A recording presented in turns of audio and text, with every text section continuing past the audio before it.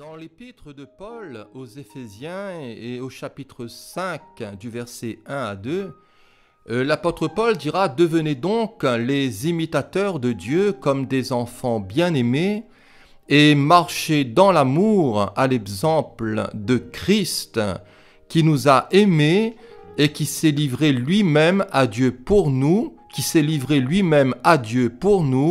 comme une offrande et un sacrifice de bonne odeur, une vie régie par l'amour. » L'apôtre ici dira « Devenez donc les imitateurs de Dieu comme des enfants bien-aimés. » Devenez, c'est commencer à être.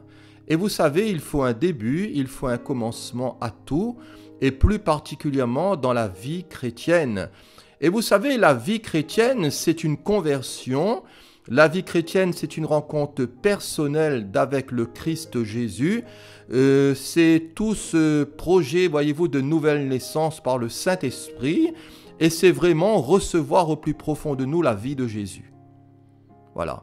Nous nous reconnaissons premièrement pécheurs. Nous nous reconnaissons indignes. Nous nous reconnaissons, voyez-vous, impropres au royaume de Dieu à cause de notre état, voyez-vous, de pécheurs récurrents. Mais là où le péché, nous dit la Bible, a abondé, la grâce de Dieu assure abonder. Et le désir de Dieu, vous savez, c'est toujours de gagner nos cœurs pour que nous venions dans la lumière, pour que nous puissions recevoir les choses du royaume de Dieu, du royaume des cieux, pour que nous puissions nous y établir là-dedans et porter du fruit pour sa gloire. Devenez donc les imitateurs de Dieu. Donc il faut un commencement. Et la vie chrétienne est non seulement un commencement, mais la vie chrétienne, c'est aussi tout un cheminement. Toute une vie de progrès, d'édification, de sanctification. Et être disciple de Christ, c'est être à l'école de Christ. Et vous savez, à l'école de Christ, il y a plusieurs niveaux. Il y a plusieurs niveaux de maturité, de compréhension. Il y a plusieurs niveaux, voyez-vous, où certains sont encore au b.a.-ba. D'autres, voyez-vous, qui sont déjà dans une nourriture solide. Mais en tout cas, le désir du Seigneur Jésus, c'est toujours de nous prendre par la main. C'est d'ouvrir notre cœur, notre intelligence aux choses d'en haut. Et c'est que nous puissions aussi parvenir, voyez-vous, à une certaine compréhension, à l'obéissance de la foi. Et c'est que nous puissions monter de classe. Voilà, monter de classe pour ainsi dire. Alors, en quelle classe sommes-nous? Vous savez, quand nous sommes à l'école, il peut nous arriver de redoubler. Mais si on redouble constamment et qu'on est des cancres, alors ce n'est pas une bonne chose. Mais vous savez, le Seigneur, il est patient. Et le Seigneur est bon, il use de miséricorde. Et son désir, voyez-vous, ce n'est pas que nous soyons des cancres, mais c'est que nous puissions évoluer, progresser. Cher ami, je ne sais pas quelle est ta soif de Dieu. Je ne sais pas quel est ton cœur pour le Seigneur. Mais en tout cas, chacun doit se placer devant le Seigneur. Et chacun doit le rechercher. Et chacun, voyez-vous, doit être motivé et apprendre à mieux connaître le Seigneur. Christ est la meilleure école. Vous savez, l'évangile, ce n'est pas un bourrage de crâne, je le dis souvent. L'évangile, ce n'est pas un ensemble de préceptes, de règles en disant « ne fais pas ceci, ne fais pas cela » et pour nous enfermer, voyez-vous, dans un peu comme dans une secte. Mais le Seigneur, voyez-vous, on est dans le monde, mais le Seigneur ne nous a pas retirés du monde. Et nous avons un témoignage à rendre. Et le désir du Seigneur, voyez-vous, c'est qu'en nous frottant les uns aux autres, dans le travail, dans la vie d'église, dans notre famille, le Seigneur nous émonde, il nous façonne, il nous taille, il nous modèle. C'est lui le potier et nous sommes l'argile. Ce n'est pas à l'argile de dire au potier ce qu'il a à faire, ça serait une insulte, mais que le Seigneur puisse nous malaxer, nous travailler, et il va se servir des uns et des autres pour nous couper, pour enlever peut-être quelques tiges folles, mais en tout cas, nous sommes à l'école de Christ et c'est une école pratique, mes frères et sœurs. C'est vrai que nous devons connaître la doctrine, c'est vrai que nous devons connaître la parole et la serrer dans notre cœur afin de ne pas pécher contre le Seigneur. Mais vous savez, il n'y a rien de mieux de ce que nous vivons. Voilà, dans nos épreuves, dans nos maladies, dans nos luttes et nos combats. C'est là, vous savez, que nous grandissons et c'est là que nous apprenons vraiment à connaître le Seigneur. Je le crois personnellement.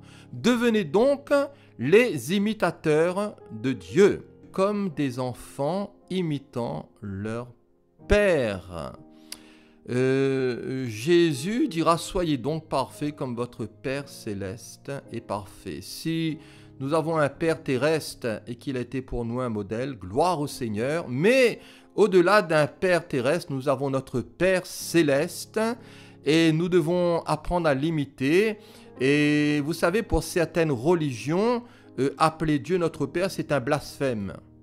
Vous savez, on dit dans certaines religions qu'on n'a pas le droit d'appeler Dieu notre Père. C'est une insulte. Mais vous savez, le Seigneur Jésus nous a enseigné la prière du Notre Père et il dira, notre Père qui es aux cieux, que ton nom soit sanctifié. Sanctifié où? Dans nos cœurs, dans notre existence, dans notre témoignage, c'est-à-dire que la sainteté de ton nom, Père, soit reconnue parce que nous sommes tes fils et tes filles par adoption, par la foi. Tu nous as rachetés par le sang de ton Fils. Tu nous as purifiés de bien des péchés, notre cœur sale. Seigneur, tu nous as lavés par l'offrande de ton corps dans ton sang. Et nous appartenons à notre Dieu qui est notre Père. Que ton nom soit sanctifié, que ton règne vienne, Seigneur. Que tu puisses établir ton règne dans nos cœurs, dans notre existence, dans nos projets au plus profond de nous. Vous savez, Christ est notre vie. Nous n'avons pas rajouté Christ à notre existence, mais comme dira l'apôtre, Christ est ma vie. Christ est ma vie. Ma vie et la mort m'est un gain. Vous savez, est-ce que le Seigneur Jésus règne en nous? Ça, c'est, voyez-vous, une très bonne question. Le règne de Christ sera aussi un règne manifeste et visible lors du millénium. Et vous savez, je sais que beaucoup même de chrétiens ne croient pas dans l'avènement du Christ, dans son règne glorieux. Vous savez, mais ce règne aura lieu. Je le dis, c'est la parole de Dieu, c'est la vérité. Pour ceux qui refusent de croire, c'est leur affaire. Le Seigneur certainement va les éclairer. Mais le règne de Christ est déjà dans nos cœurs. C'est un règne spirituel. C'est un règne, vous savez, que les gens ne peuvent pas comprendre parce que ce règne est en nous. Mais ce règne sera aussi manifesté aux yeux de toutes les nations. Seigneur, que ton règne vienne et que ta volonté soit faite aussi sur la terre comme au ciel. Alléluia. Devenez donc les imitateurs de Dieu. Vous savez, nous sommes en marche. Et le désir de Dieu, c'est que nous puissions progresser toujours les uns et les autres et travailler à notre salut toujours avec crainte et tremblement. Alors, la question est celle-ci, comment imiter Dieu? Comment l'imiter? Vous savez, ce Dieu invisible s'est rendu visible. Je le répète, ce Dieu invisible s'est rendu visible et le modèle, c'est Christ. Vous savez, ce Dieu qui s'est fait chair, qui a habité parmi nous pleine de grâce et de vérité. Jésus a fait le déplacement, il a foulé cette terre. Et vous savez quel exemple, quel modèle, quel est le modèle du Christ Jésus. Et Paul aux Philippiens dira, ayez en vous les sentiments qui étaient en Jésus-Christ. Voilà, ayez en vous les sentiments qui étaient en Jésus. Lequel, existant en forme de Dieu, n'a point regardé comme une proie, arraché d'être égal avec Dieu, mais il s'est dépouillé lui-même.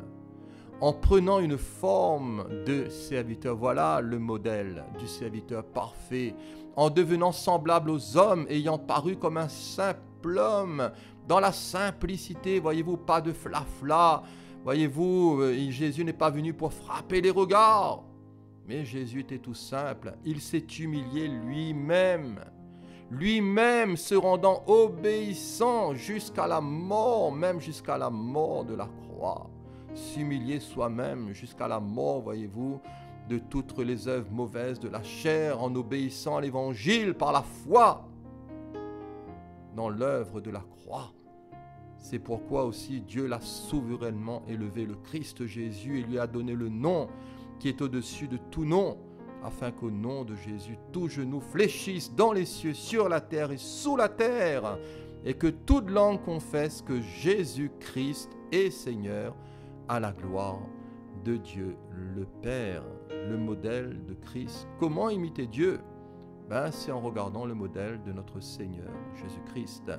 Paul lui-même dira, « Soyez mes imitateurs comme je le suis moi-même de Christ » dans 1 Corinthiens 11, verset 1. Aux Thessaloniciens, Paul rendait grâce continuellement à Dieu pour eux. Pourquoi? À cause du témoignage de leur foi. Et il dira dans 1 Thessaloniciens 1, « Nous rendons continuellement grâce à Dieu pour vous tous, faisant mention de vous dans nos prières, nous rappelant sans cesse l'œuvre de votre foi, le travail de votre amour et la fermeté de votre espérance en notre Seigneur Jésus-Christ devant Dieu, notre Père. Nous savons, frères bien-aimés de Dieu, que vous avez été élus. Notre évangile ne vous a pas été prêché en parole seulement, mais avec puissance, avec l'Esprit Saint et avec une pleine persuasion, car vous n'ignorez pas que nous nous sommes montrés ainsi parmi vous à cause de vous. Et vous-même, vous avez été, dira Paul à ces Thessaloniciens, vous avez été mes imitateurs et ceux du Seigneur, en recevant la parole au milieu de beaucoup d'afflictions, avec la joie du Saint-Esprit, en sorte que vous êtes devenus un modèle pour tous les croyants de la Macédoine et de l'Achaïe. Non seulement, en effet, dira l'apôtre, la parole du Seigneur a retenti de chez vous, dans la Macédoine et dans l'Achaïe, mais encore votre foi en Dieu s'est fait connaître en tout lieu, de telle manière que nous n'avons pas besoin d'en parler, car on raconte à notre sujet quel accès nous avons eu auprès de vous et comment vous vous êtes convertis à Dieu en abandonnant les idoles pour servir le Dieu vivant et vrai et pour attendre des cieux son Fils qu'il a ressuscité des morts, Jésus, qui nous délivre de la colère à venir. Quelle belle santé ici spirituelle, l'œuvre de la foi, le travail de l'amour, une ferme espérance en Jésus-Christ devant le Père, la conscience d'un statut céleste en tant que frère bien-aimé de Dieu, en tant qu'élu. Vous savez, imiter les apôtres et le Seigneur Jésus-Christ. La parole nous exhorte à persévérer dans l'enseignement des apôtres, dans la communion fraternelle, dans la fraction du pain et dans les prières, à devenir un modèle, un exemple de foi, à recevoir la parole au sein des tribulations, des difficultés, des afflictions, à marcher par l'Esprit, à tressaillir de joie en lui, à avoir une foi contagieuse, à servir le Dieu vivant et vrai dans le rejet de l'idolâtrie et dans la manifestation du fruit de l'Esprit, dans une réelle conversion, et d'attendre le retour du Maître dans la libération de la colère à venir. C'est ça l'évangile, mes frères et sœurs. C'est ça l'évangile. Devenez donc les imitateurs de Dieu comme des enfants bien-aimés.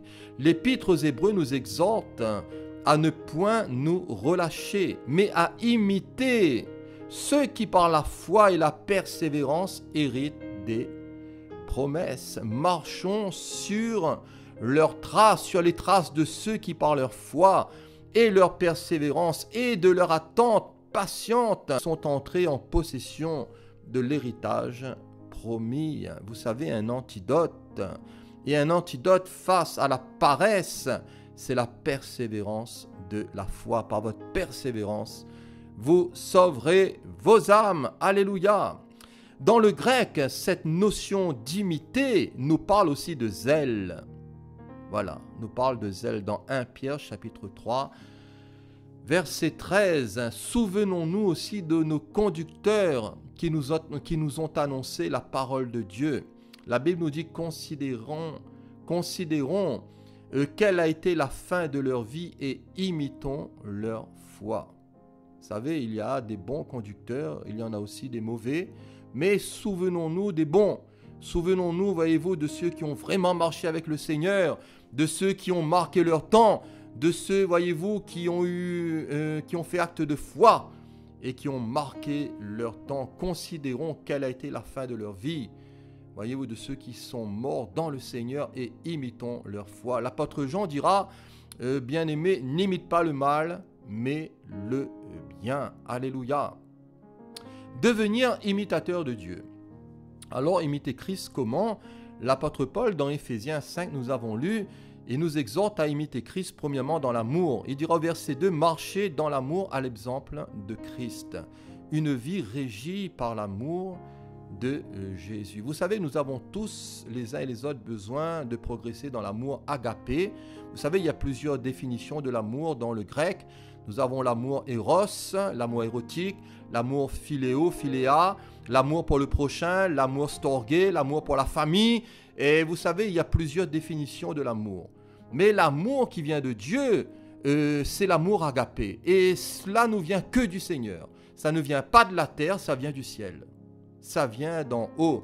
Et vous savez, je le crois, nous avons tous besoin de découvrir l'amour de Jésus, de pénétrer là-dedans, de vivre là-dedans, de rester là-dedans, et que cet amour puisse, voyez-vous, nous transformer. Et dans son amour, nous pouvons dire que Jésus s'est livré. Voilà. Et dans son amour, Jésus s'est donné, et il s'est donné à Dieu pour nous. Se livrer à Dieu pour les autres. Vous savez, la nature égoïste de l'homme n'aime pas cela. Et la nature charnelle de l'homme, qui est une nature égoïste, n'aime pas ce genre de message. Dans son amour, Jésus s'est livré lui-même à Dieu pour nous. Il s'est livré, c'est paradidomie, en grec, qui signifie entre autres mettre dans les mains d'un autre, qui signifie aussi livrer à quelqu'un une chose, à garder, à utiliser et à gérer. Et Jésus a dit que toutes choses m'ont été données par mon Père. Paradidomie signifie aussi remettre. Voilà, remettre. Et il en sera comme d'un homme qui, partant pour un voyage, appela ses serviteurs et leur remit, paradidomie, c'est bien, ses talents pour que nous puissions aussi faire valoir ce que le Seigneur nous a transmis. Ne soyons pas des serviteurs paresseux, n'enterrons pas ce que le Seigneur nous a donné. Faisons plutôt valoir, voyez-vous, toute cette vie que le Seigneur a mis en nous, qui émane en nous, tous ces talents de l'esprit, toute cette vie d'en haut, que nous ne soyons pas avares, nous ne soyons pas radins, que nous ne puissions pas tout garder pour nous, mais que nous puissions aussi distribuer selon la direction de l'esprit, et que notre vie, que notre existence soit consumée par le Saint-Esprit pour le royaume de Dieu. Vous savez, il y a des gens qui ont tout donné au Seigneur. Quand on regarde l'histoire de l'Église, il y en a même de ceux qui ont été tués, décapités, sciés, que ce soit les apôtres, les prophètes ou bien d'autres, ou même là, il y a quelques années de cela, dans certains pays où ils sont persécutés, ils ont été tués à cause de leur foi. Et vous savez, leur vie a servi à quelque chose, vous savez. Et plaise au Seigneur que notre vie, notre existence serve aussi à quelque chose. Et que nous ne soyons pas, voyez-vous là, inutiles. Se livrer à Dieu pour les autres. Se livrer à Dieu pour les autres engendre aussi des souffrances. Il faut le savoir que servir le Christ Jésus, il y a un coût, voire même des trahisons. Souvenons-nous de Judas. Dans Marc 13, il est dit « Prenez garde à vous-même ». Voilà, prenez garde à vous-même. On vous livrera, paradidomie, aux tribunaux et vous serez battus de verges dans les synagogues, dans les lieux de prière. Vous savez, dans les lieux de prière, on n'est pas toujours bien accueilli. Il peut y avoir des cas où on excommunie, voilà, c'est un terme catholique, on va là à la porte parce que vous n'êtes pas le bienvenu et cet évangile-là ne nous plaît pas. Alors le frère même, dira Jésus, livrera son frère à la mort, le père son enfant. Dans nos souffrances, parce qu'il y en aura, remettons-nous à Dieu. La Bible nous dit, recommande ton sort à l'Éternel, mets en lui ta confiance et il agira. Apprendre à dépendre de Dieu. Vous savez, pour abandonner, il faut s'abandonner. Il faut apprendre à remettre notre cas, remettre notre sort au Seigneur. Concernant le Christ Jésus, il est dit, lui qui injuriait ne rendait point d'injure, maltraité ne faisait point de menaces, mais il s'en remettait, paradidomie, voilà, à celui qui juge justement. Christ s'est livré pour l'Église. Et nous avons ici tout le don de soi. Une offrande et un sacrifice de bonne odeur. Une offrande et un sacrifice qui est agréable à Dieu. Cela nous renvoie bien sûr aux sacrifices de l'Ancien Testament qui ne sont que des figures du sacrifice parfait qui allait venir, du sacrifice de Christ. Et quelle belle odeur que le sacrifice de la croix, mes frères et sœurs. Quelle belle odeur que le sacrifice de notre Seigneur Jésus-Christ. L'Épître aux Hébreux nous dit que c'est en vertu de cette volonté que nous sommes sanctifiés par l'offrande du corps de Jésus-Christ une fois pour toutes. Voilà, nous sommes sanctifiés par l'offrande du corps de Jésus-Christ une fois pour toutes. C'est parce que Jésus-Christ a accompli la volonté de Dieu en offrant son corps une fois pour toutes, en sacrifice, que nous sommes purifiés des péchés et que nous sommes aussi consacrés à Dieu, mis à part, sanctifiés, saints. C'est par une offrande unique qu'il a conduit au but pour toujours ceux qui se sont laissés purifier du péché par lui. Vous savez, il y a de ceux qui ne veulent pas être purifiés de leur péché. Il y en a de ceux qui disent au Seigneur, nous ne voulons pas de toi, nous n'avons rien à voir avec toi. Et voyez-vous, il y a de ceux qui ne veulent pas du Seigneur. Mais il y a de ceux qui se laissent purifier. Il y a de ceux, voyez-vous, qui se laissent sanctifier, émonder, et qui laissent le Saint-Esprit travailler en eux ou en elles, afin, voyez-vous, d'être un vase d'honneur sanctifié pour le Seigneur. Christ s'est livré pour l'Église. Les apôtres se sont consacrés aussi pour elle, pour l'Église. Et Paul a été ministre de Jésus-Christ parmi les païens. Et le service de l'Évangile donné par grâce à Paul était un véritable sacerdoce. À savoir, présenter les non-juifs à Dieu comme une offrande digne d'être agréée, consacrée par l'Esprit Saint, nous dit l'Épître aux Romains. Des païens sanctifiés et consacrés. Alors quelle grâce! Vous savez, quand le Seigneur nous enlève de notre boue, de nos vices, voyez-vous, de toute notre misère, de tout notre bas-fond. Et vous savez, je ne sais pas si vous le constatez comme moi, mais ce qui fait la valeur d'un homme et d'une femme, c'est la présence de Dieu dans notre cœur, mes frères et sœurs.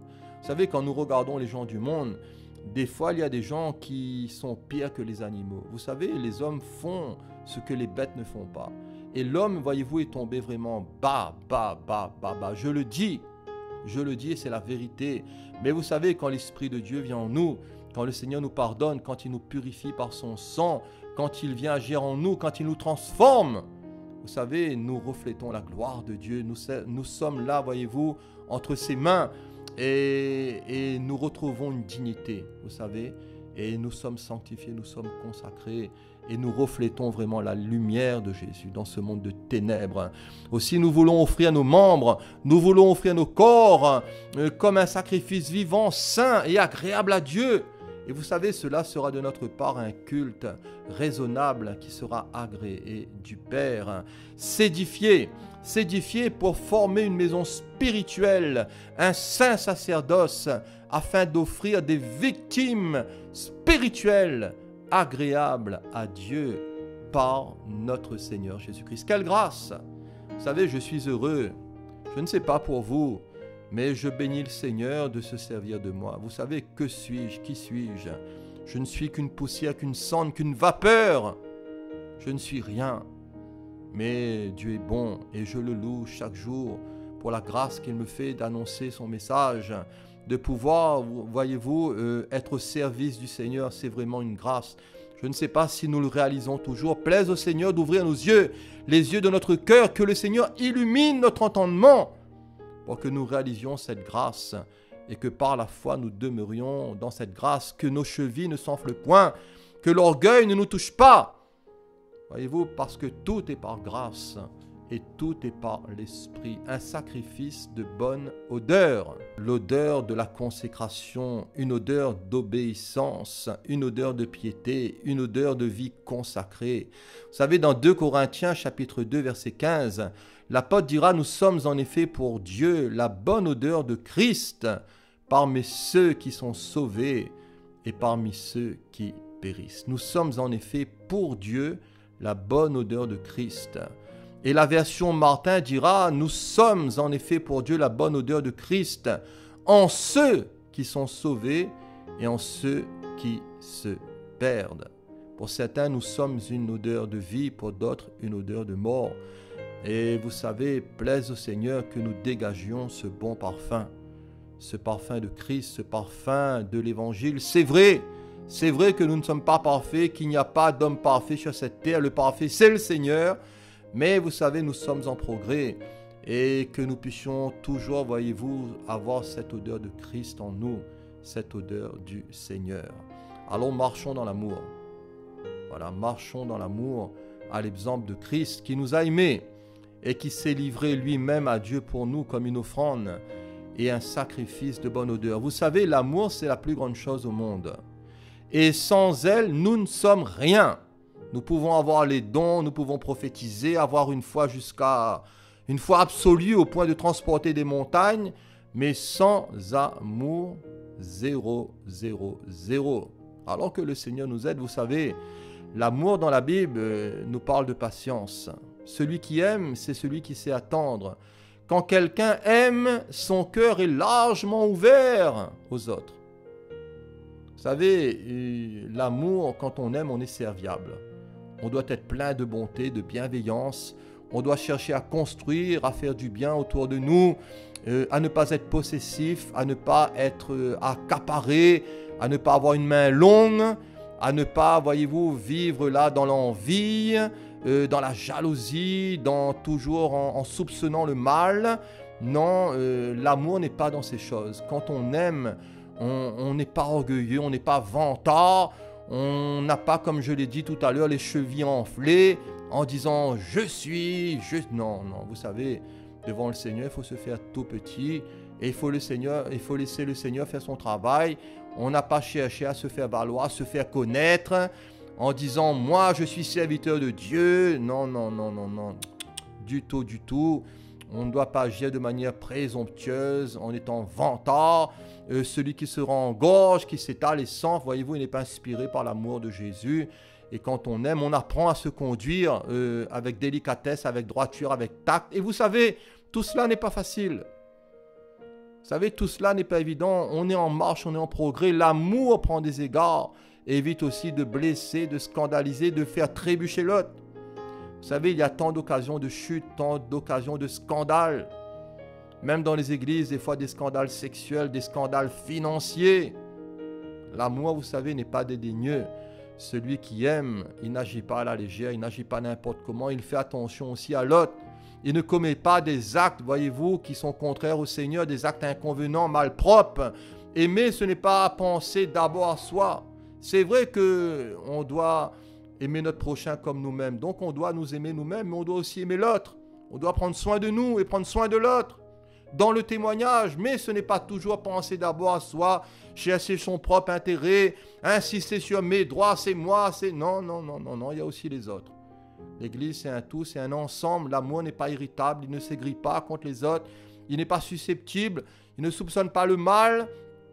Et si on subit des torts, vous savez, s'il nous arrive qu'on nous marche sur les pieds, qu'on nous maltraite, ben on ne doit pas garder rancune. On ne doit pas avoir dans notre cœur des griefs, vivre, voyez-vous, dans des rancunes, dans la bile, dans la méchanceté. Et c'est vrai, quand on découvre une injustice, on voit le mal qui est commis, cela ne nous fait pas plaisir. Et on doit apprendre aussi à se placer du côté de la vérité pour qu'elle triomphe toujours. Alors, dans l'amour, on doit apprendre à souffrir, à endurer, à pardonner, à passer par-dessus les fautes des autres, à faire confiance à l'autre, à s'adapter aux faibles et à toujours attendre le meilleur de l'autre, à espérer sans faiblir, sans jamais abandonner, et que nous puissions apprendre aussi à porter les choses, à les surmonter, à s'adapter aux faibles, pour que le faible devienne fort et pour que nous puissions toujours enrôler, entraîner les autres dans l'amour de Jésus. Vous savez, l'amour n'a pas de fin. Et l'amour, c'est quelque chose, je dirais, qui est éternel. Alors, l'amour, pour terminer, ne fait point de mal, et l'amour ne participe point au mal. Et dans Éphésiens 5, juste après notre lecture, au verset 3, l'apôtre Paul dira que la débauche, qu'aucune impureté, la cupidité ne soit pas même nommée parmi vous, ainsi qu'il convient à des saints, qu'on n'entende ni paroles grossières, ni propos mauvais, insensés, équivoques. Tout cela est contraire à la bienséance, qu'on entende plutôt des actions de grâce. Parce que vous le savez, aucun débauché, impur, cupide, tous ceux qui, voyez-vous, s'affectionnent à l'argent, les idolâtres, ils n'auront point d'héritage dans le royaume de Christ et de Dieu. Voilà, le royaume de Christ et de Dieu. Que personne ne vous séduise par de vains discours, vous savez, qui sont contraires à l'évangile, à la vérité, car c'est à cause de ces choses que la colère de Dieu vient sur les fils de la rébellion. N'ayez aucune part, donc aucune part avec eux. Soyez plutôt les imitateurs du Seigneur. Vous savez, l'amour de Dieu est répandu dans nos cœurs par le Saint-Esprit. Et sans le Saint-Esprit, mes frères et sœurs, sans l'Esprit de Jésus, il n'y a rien. Nous aurons des règles, nous aurons des principes, nous aurons une bonne morale, mais l'Évangile, c'est plus que cela. L'Évangile, vraiment, c'est l'amour de Jésus en nous, c'est la vie de l'Esprit de Jésus en nous. Et nous pouvons maintenant marcher, je dirais entre guillemets, dans le surnaturel d'une manière naturelle, par la foi et par l'œuvre du Saint-Esprit. Aussi, la Bible nous exhorte à être remplis de quoi? Non pas d'alcool, surtout dans ces temps de fête qui approchent aux fins d'année, où les gens vont être dans la ripaille, certains vont se saouler. Voyez-vous, d'autres peut-être qui, je ne sais pas, qui vont gesticuler. Mais en tout cas, soyons prudents, soyons plutôt remplis du Saint-Esprit. Soyons remplis des promesses du Seigneur, de la parole de Christ. Jésus dira, si vous demeurez en moi et que mes paroles demeurent en vous, demandez ce que vous voulez, cela vous sera accordé. Veillons, voilà, veillons et prions dans ces temps particuliers. Portons des fruits. Voilà, digne du Seigneur, digne de la repentance, et mettons-nous au service du Seigneur, et mettons-nous aussi au service des uns et des autres. Voilà, j'étais très heureux de partager ces quelques paroles avec vous. Voilà, j'espère que cela vous fera quand même du bien à votre cœur. En tout cas, soyez bénis. Merci pour votre écoute. Voilà, vraiment, je vous remercie pour ceux qui écoutent ce message ou qui l'écouteront sur le net. Soyez vraiment bénis. Dans le nom de notre Seigneur Jésus-Christ. Amen.